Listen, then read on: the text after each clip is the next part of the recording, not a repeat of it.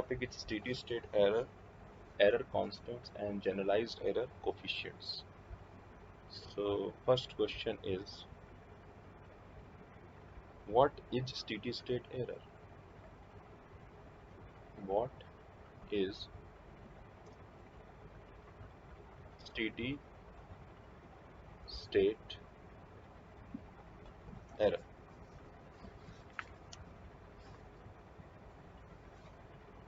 So that is a definition based question. We can ask simply define steady state error, ऐसे करके भी question पूछ सकते हैं. सो 2 नंबर के सवाल में हमें स्टेडी स्टेट को डिफाइन करना है कि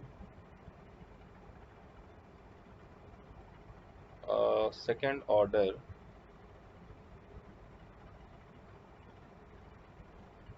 system has several time domain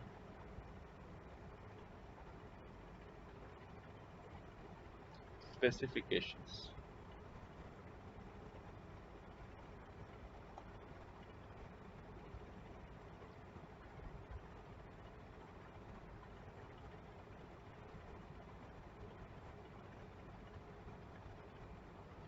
Steady state error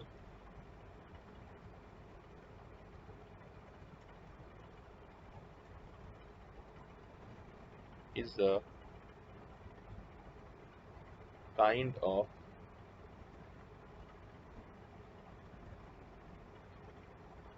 time domain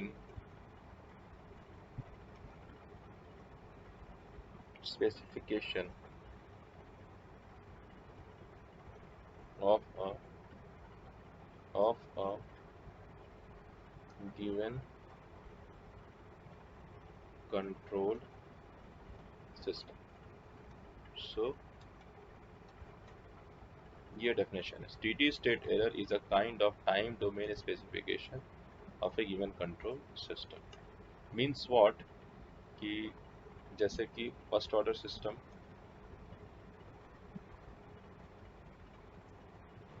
and second order system हमने पढ़ा.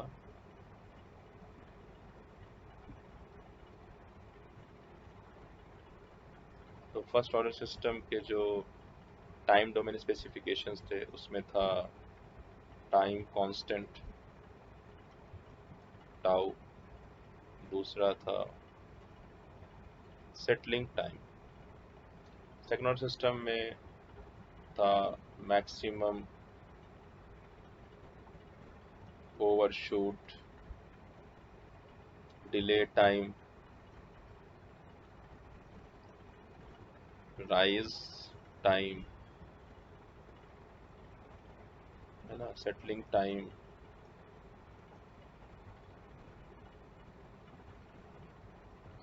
इस तरह से करके. तो इसी तरह से स्टेडी स्टेट एरर जो है it is also one of the time domain specification of any system. ऐसा नहीं सेकेंड ऑर्डर सिस्टम का है, it is a time domain specification of any given system. So 2 number के सवाल में इतना लिख देना काफी. A second steady state error is a kind of time domain specification of a given control system. That's enough. That is enough. अब एक line और अगर ऐड कर दे बेसिकली क्या कर रहा है तो स्टेडी स्टेट एरर नहीं लिख दीजिए, द लिख दीजिए. The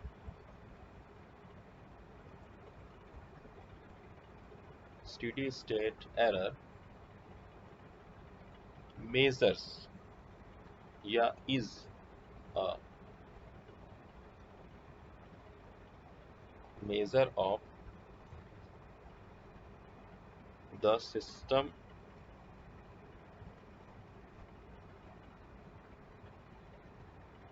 accuracy.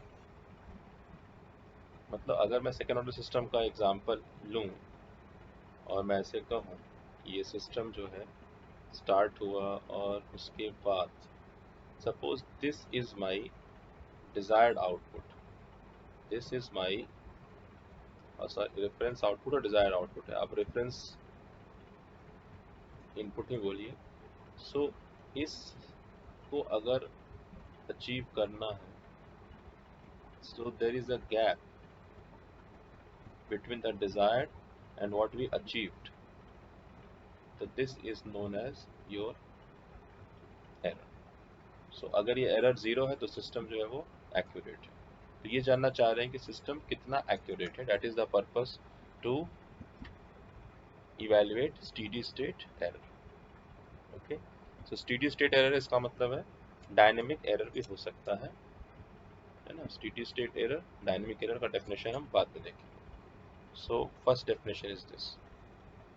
अब अगर थोड़ा सा इसको 4 नंबर में सवाल पूछते, ठीक है, तो यही क्वेश्चन अगर 4 मार्क्स में पूछा जाता तो डेफिनेशन के अलावा यानी इसके अलावा पहली बात तो ये लिखी जाएगी, बाकी समझने वाली बात थी, पहली बात ये लिखी जाएगी, दूसरी बात लिखेंगे कि the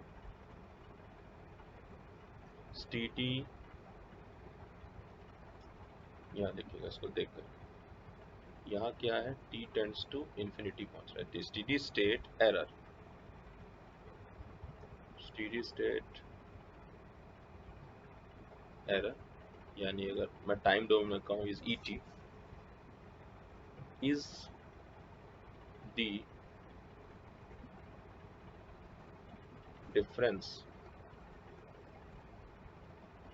between the reference input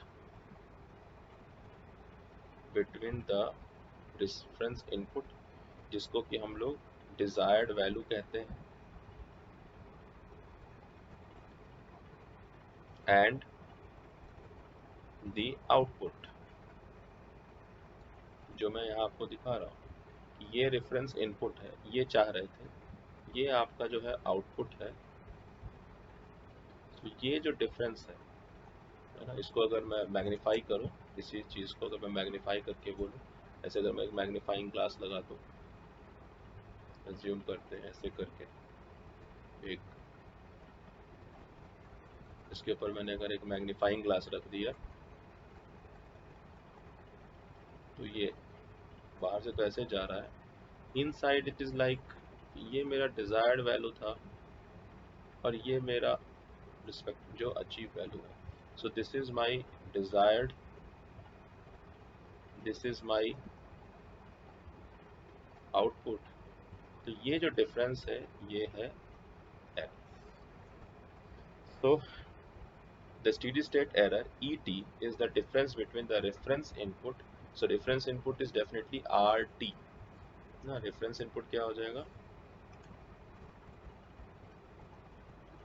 RT and the output, so output is your command output CT, ठीक है, provide and for a known input as t tends to infinity, यानी बहुत समय बीत जाने के बाद की बात कर रहे हैं, यानी ET जो है वो डिफरेंस है between RT minus CT, but एक कंडीशन लगा हुआ है कि जो टाइम है टेंड्स टू इन्फिनिटी होगा। सो हमारा जो है वो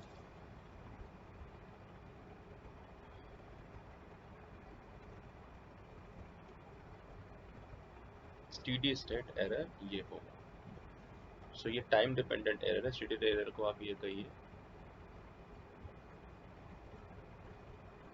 है ना, ये हो गया, is equal to limit t tends to infinity is the difference between reference input and the output for a known input as t tends to 0. So this is your RT minus CT। अब अगर हम इस पे Laplace transformation लगा सकें तो हमें एक थ्योरम मिलता है जिसका नाम है फाइनल वैल्यू थ्योरम। तो सारे अगर फंक्शन हमारे टाइम डोमेन में है तो हम ऐसे लिमिट लगा सकते हैं। फाइनल वैल्यू थ्योरम ये कहता है कि ई एस एस जो होगा वो है limit t tends to infinity e t, या इसको कह सकते हैं limit s tends to 0 s e s। This is the definition of your e s s. Condition क्या है कि this definition is valid only when पहला S E S has no poles on the j omega axis, कोई पोल नहीं होना चाहिए। दूसरा S E S has no multiple pole, एक ही जगह पे कई सारे पोल्स नहीं होने चाहिए on the j omega axis। And तीसरा कि S E S has no poles on the right half plane। ठीक है, सो ये अगर हमें लिखना है 2 नंबर में तो ये लिखा, अगर 4 नंबर में लिखा है तो इसके बाद ये भी लिखा। ठीक है, इसको भी लिख दिया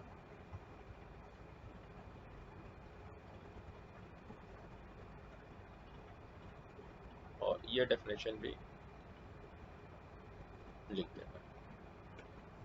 इतना करने से काफ़ी है। कंडीशन उसके बाद आपको टाइम लगे तो लिखिए, नहीं भी कंडीशन लिखे हैं तो ये 4 नंबर का सवाल हो जाता है।